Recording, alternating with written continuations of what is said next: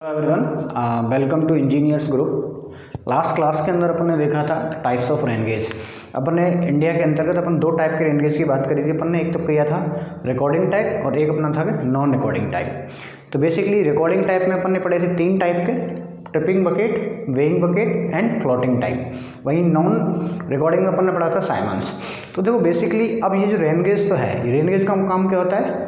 Measure करना। Rain gauge का काम क्या होता है? बेसिकली मेज़र करना रेनफॉल को। ठीक है, तो अब इनको कितनी दूरी के ऊपर लगाना चाहिए या फिर कितना इसका नेटवर्क होना चाहिए, उसके बारे में अपन बात कर लेते हैं। ठीक है, तो रेन गेज नेटवर्क का मतलब क्या होगा? कितनी कितनी पर्टिकुलर डिस्टेंस के बाद में अपन को ये रेन गेजेस को लगाया जाता है। ठीक है, इसके बारे में अपन बात कर रहे हैं। तो according to Bureau of Indian Standard अपन बात करें तो उन्होंने कुछ क्राइटेरिया दिया हुआ है अलग अलग टोपोग्राफी के अकॉर्डिंग। जैसे कि भाई कुछ एरिया ऐसा है मेरा जो प्लेन एरिया है, कुछ एरिया ऐसा है जो मेरा हिली एरिया है, कुछ एरिया मेरे क्या है बहुत ज़्यादा हिली ना होकर कुछ फ्लैट एरिया हैं। यानी कि तीनों तरह के एरिया को अपन अलग अलग क्लासीफाई किया जाता है, क्योंकि वहाँ पे जो वेरिएशन होता है यानी बारिश का जो वेरिएशन होता है, रेनफॉल का जो वेरिएशन होता है वो बहुत ज़्यादा होता है। उसी के अकॉर्डिंग BIS ने कुछ लिमिट्स अपन को दी हुई हैं। तो according to BIS,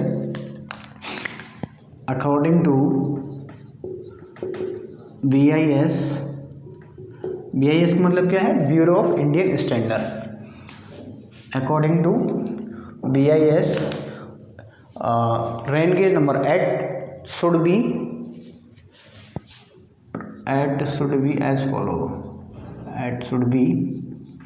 as follows.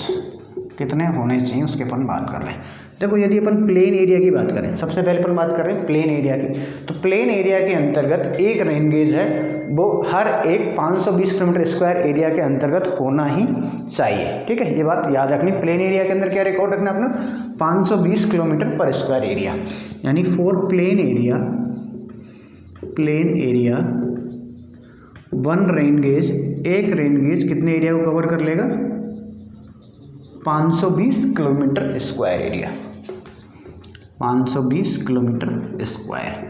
वहीं यदि आपसे सेकंड पूछा जाए कि चलो ये तो प्लेन एरिया हो गई, बहुत ज़्यादा प्लेन एरिया है। ठीक है, यदि मॉडरेटली एलिवेटेड एरिया यानी कि जिसकी जो हाइट है, ठीक है, वो हाइट क्या हो? 1000 मीटर हो from the mean sea level. ठीक है, तो फॉर मॉडरेटली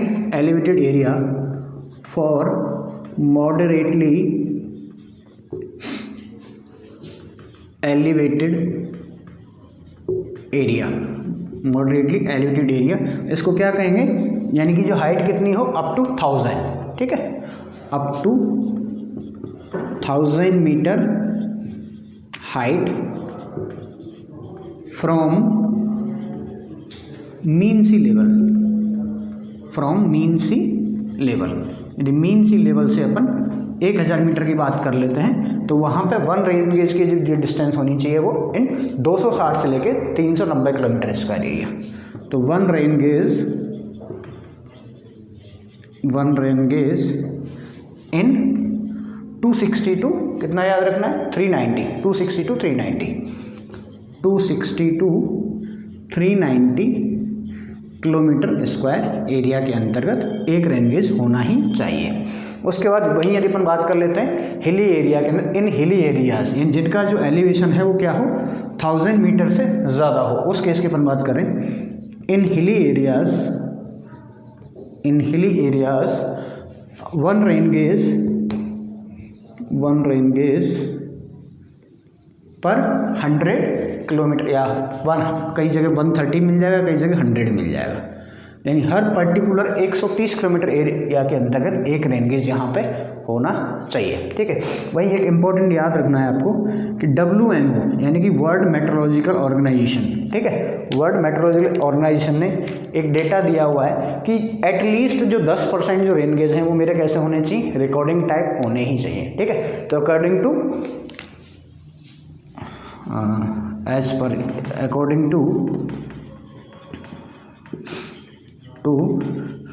WMO, ठीक है, WMO at least 10% of rain gauge are must be recording type.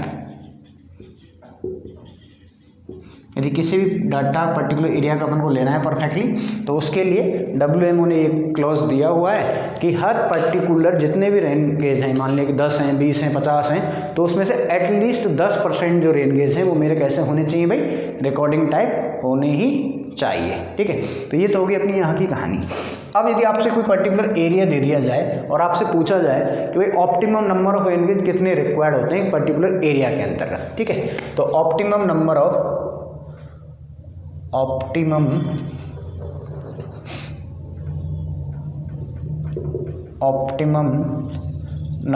Rain gauges कितने होने चाहिए। तो देखो बेसिकली ये जो रेन गेजेस हैं वो डिपेंड कर रहा है, एक तो अपने क्या है टोपोग्राफी के ऊपर डिपेंड कर रहा है, ठीक है, और किसके ऊपर डिपेंड करता है कि आपको कितने % तक आप एरर को एक्सेप्टेबल करते हो। यानी भाई सीधी सी बात है, यदि आपने जो रेन गेजेस हैं उनको बहुत पास एरिया के अंदर लगा हुआ है, sufficient number of rain gauge आपने लगा दिया, तो वहाँ परसेंटेज एरर के चांसेस क्या हो जाएंगे, कम हो जाएंगे। तो आपको कैसा डेटा चाहिए, एग्जैक्ट डेटा चाहिए तो नंबर ऑफ रेन गेज ज़्यादा लगाने पड़ जाएंगे, ठीक है। यदि एरर आप ज़्यादा अप्लाई कर रहे हो, यानी कि ज़्यादा % तक एरर को आप एक्सेप्ट कर सकते हो, तो वहाँ पे कम से भी काम चल जाएगा। तो ऑप्टिमम नंबर कितना होता है, it is the number of rain gauges required to calculate the average rainfall value within the certain acceptable % of the error, ठीक है, यानी कितनी % एरर को आप एक्सेप्ट कर सकते हो, उसका नंबर क्या कहलाता है, मेरा optimum number of rain gauges कहलाता है, ठीक है। तो आप इसको चाहो तो लिख सकते हैं, it is the number of rain gauge, optimum number of rain gauge की बात कर रहा हूँ, ठीक है, तो it is the number of rain gauges, यानी कितने नंबर ऑफ रेन गेजेस आपको रिक्वायर्ड है, ठीक है, required to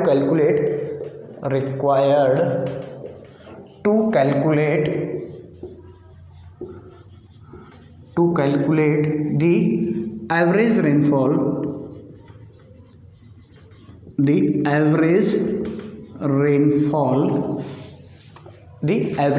value with in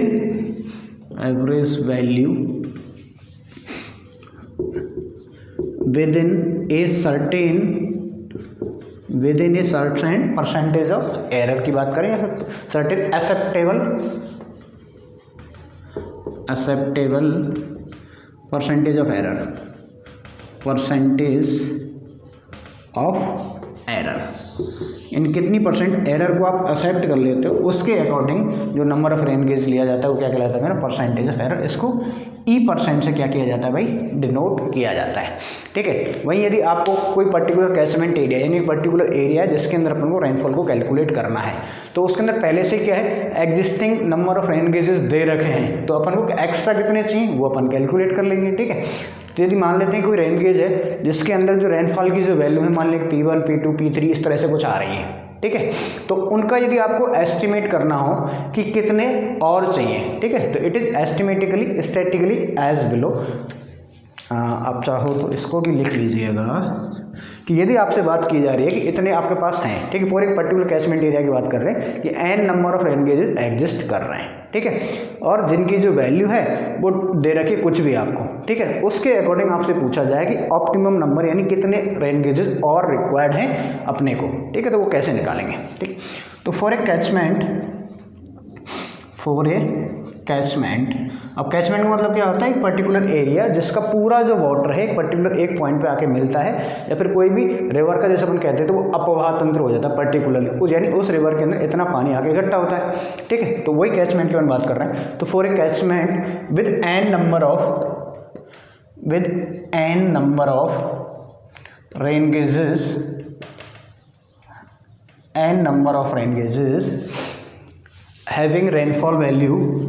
having rainfall values is P1, P2, P3 ... Pn, यानी n नंबर थे तो हर एक रेन गेज के अंदर कुछ ना कुछ क्या रहेगा, एक रेनफॉल रहेगा, ठीक है। अब आपसे पूछा जाए कि कितने ऑप्टिमम नंबर में चाहिए, तो वो कैसे निकालेंगे, it is estimated as follows, इसके लिए आपको एक फॉर्मूला याद रखना है, कैपिटल एन, ये क्या है, नंबर ऑफ रेन गेजेस है, वो कितने आपने रिक्वायर्ड होंगे, n equals to C V upon में परसेंटेज एरर कितना है उसका स्क्वायर। ठीक है, तो ये फॉर्मूला आपको यहाँ पे क्या रखना है भाई, याद रखना है। ठीक है, अब यहाँ कौन कौन सी टर्म क्या है उनको मैं यहाँ बता देता हूँ। तो एन तो अपना क्या हो जाएगा भाई, number of rain gauges, n तो क्या हो जाएगा भाई, number of rain gauges,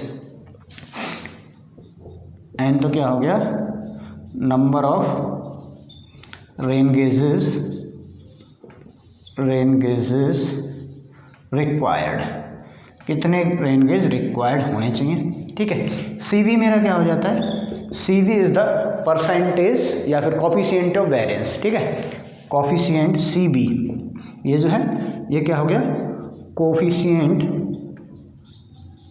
of variance, coefficient of variance. ये क्लियर है ना, नीचे आ तो रहा है ना वीडियो के अंतर्गत। ठीक है, कोफिशिएंट ऑफ वेरिएंस। और ई तो अपना पता ही क्या है, ई क्या है भाई अपना, परसेंटेज एक्सेप्टेबल एरर, ई क्या है भाई, परसेंटेज एक्सेप्टेबल एरर। ठीक है, अब मैं उधर रब कर देता हूँ थोड़ा सा। ठीक है, तो अब अपन सी वी कैसे निकालेंगे, इन कॉफिशिएंट ऑफ वेरिएंस कैसे कैलकुलेट करते हैं इसकी बात करते हैं। जैसे अपन को पता ही है कि डेटा अपने पास कुछ अवेलेबल है, क्या है भाई, सी वी कैसे निकालना है। इसके लिए अपन को पहले क्या निकालना पड़ेगा, स्टैंडर्ड डेविएशन। ठीक है, ये तो क्या है मेरा कोफिशिएंट ऑफ वेरिएंस। ठीक है, तो सबसे पहले अपन निकालेंगे क्या, स्टैंडर्ड डेविएशन। तो स्टैंडर्ड डेविएशन मान लिया कि सिग्मा n माइनस 1 है, वो मेरा क्या होगा, standard deviation. This is the standard deviation, standard deviation. तो स्टैंडर्ड डेविएशन मतलब क्या होता है, एक पर्टिकुलर मीन जो मीडियम जो वैल्यू है उससे कितना आगे पीछे अपन जा रहे हैं, तो उसको अपन क्या कह देते हैं भाई, स्टैंडर्ड डेविएशन कह देते हैं। और स्टैंडर्ड डेविएशन कैसे निकालेंगे, मान लीजिए सिग्मा n माइनस 1 की वैल्यू आपको निकालनी है, तो सबसे पहले अपन क्या करेंगे भाई, अपने पास डेटा क्या है, एक रेन गेज है 1 जिसके ऊपर रेनफॉल कितना हो रहा है, P1, इसी तरह P2, P3, Pn हो रखा था। इन सब का अपन क्या निकालेंगे, एक मीन निकालेंगे। क्या निकालेंगे, मीन, यानी कि जैसे मान लीजिए 10, 20, 30, 40, 50 सबका डेटा था, तो सबका अपन ने मीन निकाल लिया। और मीन से अब पर्टिकुलर का कितना डिफरेंस है, यानी मान लिया कि P1 एक डेटा था, उसमें से मैंने क्या कर दिया, P मीन को माइनस कर दिया और इसका कर दिया स्क्वायर, प्लस इसी तरह से P2 सेकेंड डेटा था, उसमें से क्या कर दिया, PM स्क्वायर। ठीक है, इस तरह से मैं क्या करूँगा, सारे डेटा को लिख लूँगा। यहाँ कैलकुलेट करना पड़ेगा अपन को, लास्ट में क्या जाएगा, Pn माइनस के Pm का square divide by n minus के 1।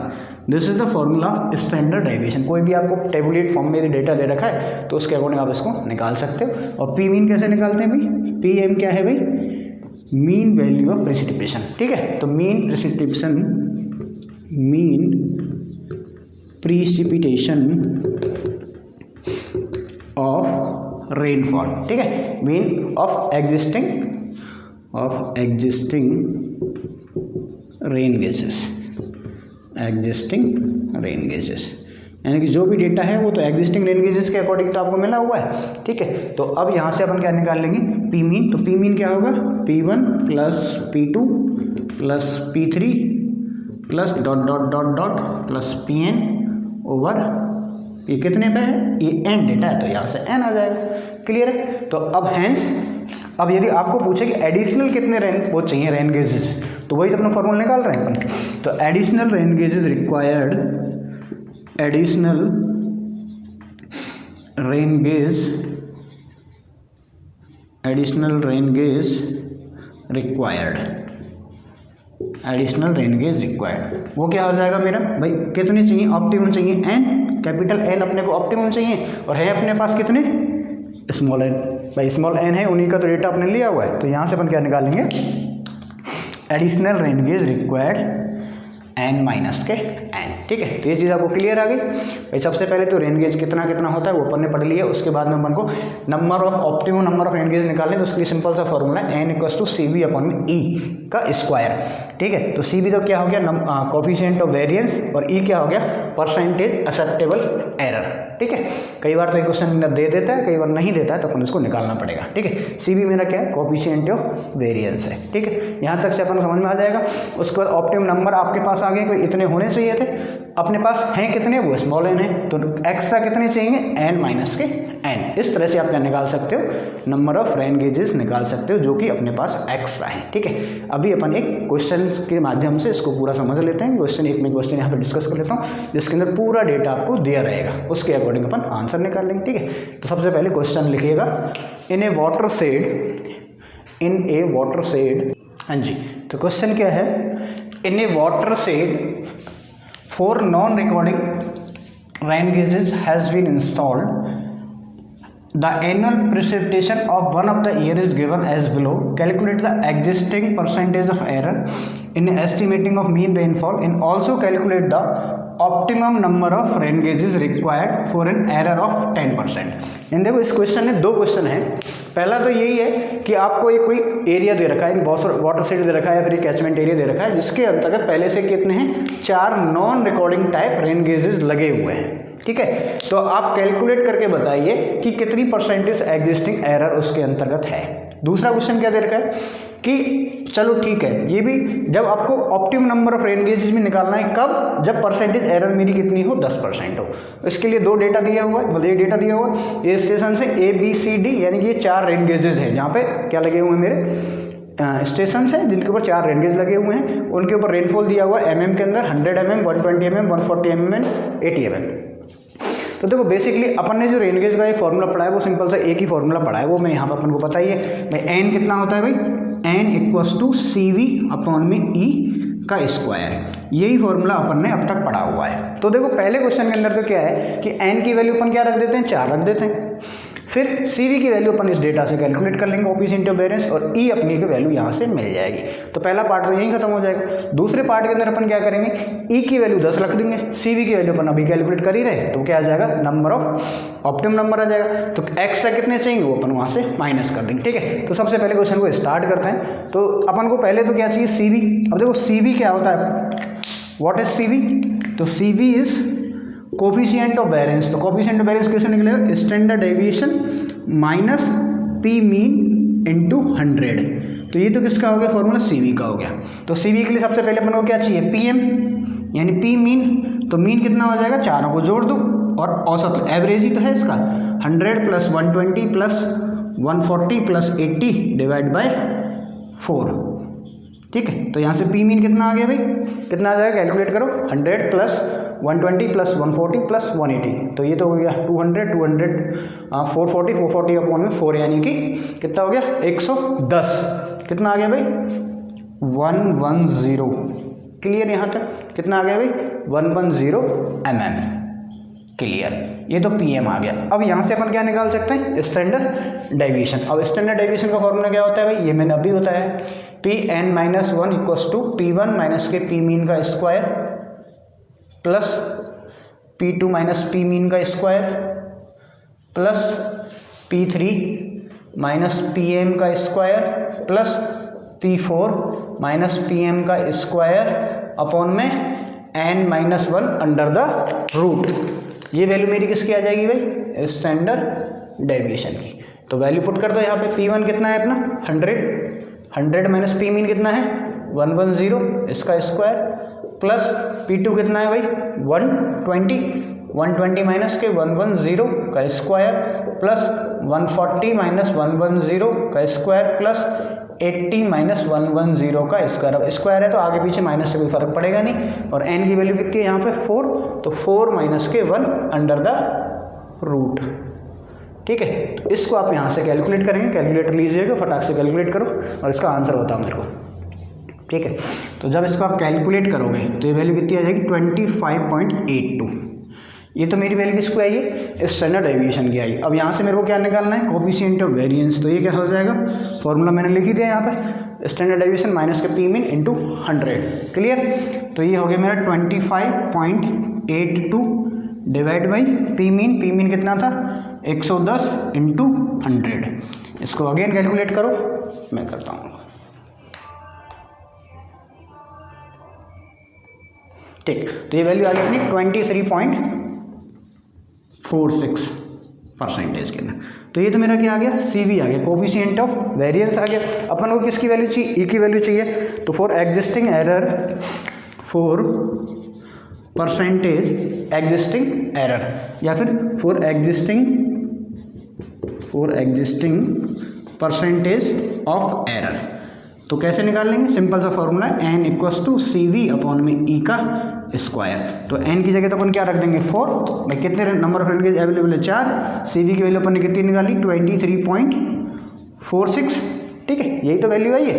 अपॉन में क्या कर देंगे ई इसका स्क्वायर, ठीक है। तो यहाँ से अपनी ई की वैल्यू आ जाएगी, तो ई की वैल्यू यहाँ से आप फाइंड आउट करो, ठीक है। ई की वैल्यू फाइंड आउट करने के लिए क्या करोगे, इसका अंडर रूट ले लो या तो, ठीक है, या फिर इसका स्क्वायर कर दो। इसका स्क्वायर कर दोगे तो यहाँ से ज़्यादा आसानी से वैल्यू आ जाएगी। तो ई की वैल्यू यहाँ से जो आएगी वो अपनी कितनी आएगी भाई 11.33%। ये अपना हो गया फर्स्ट पोर्शन, ये क्या हो गया अपना फर्स्ट पार्ट यहाँ पे कंप्लीट हो गया। अब अपन क्या करेंगे सेकंड पार्ट। सेकंड पार्ट के अंदर आपसे क्या पूछा हुआ है, optimum number of rain gauges. Second part के अंदर क्या पूछा है भाई, optimum number of rain gauges. तो इसको मैं मिटा देता हूँ यहाँ से।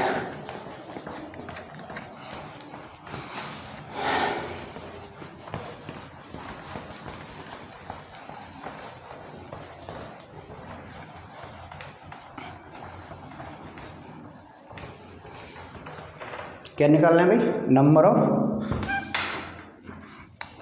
Optimum number of rain gauge, ठीक है, for optimum number of rain gauges, optimum number of rain gauges. तो कितने होने चाहिए भाई, formula simple, n equals to C V upon में ई का स्क्वायर। अब यहाँ पे ई की वैल्यू कितनी दे रखी थी क्वेश्चन के अंदर, अभी भाई देखो ये तो अपने निकाली कि 4 के अकॉर्डिंग कितनी एरर आ रही है। अभी अपने को परसेंटेज एरर दे रखी है उसने 10, यानी ई की वैल्यू कितनी दे रखी 10। तो इसके अकॉर्डिंग आंसर अपन को निकालना है। तो n क्या आ जाएगा, n equals to C V. C V की वैल्यू अपन ने अभी कैलकुलेट करी थी, क्या थी भाई 23.46। तो 23.46 डिवाइड बाई 10 इसका स्क्वायर। तो इसको आप कैलकुलेट करो कितना भाई 23.46 अपॉन में 100। तो कितना आ गया अपना 5.5। अब 5.5 तो रेन गेज होने वाले नहीं है, तो कितने अपन यूज़ करेंगे यहाँ पे 6। तो इसको मैं क्या लिख सकता हूँ भाई 6। तो 6 इज द मेरा आंसर। अब 6 तो क्या है मेरे optimum number of rain gauges आए हैं। तो एडिशनल कितने चाहिए अपन को, additional number of rain gauge required, additional number of rain gauge required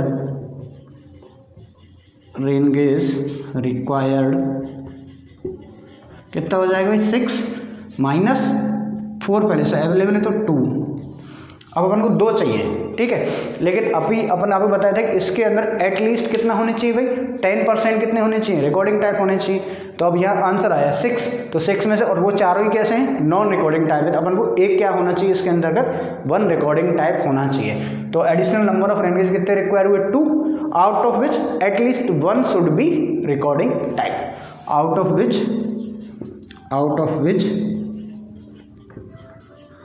1 should be recording type,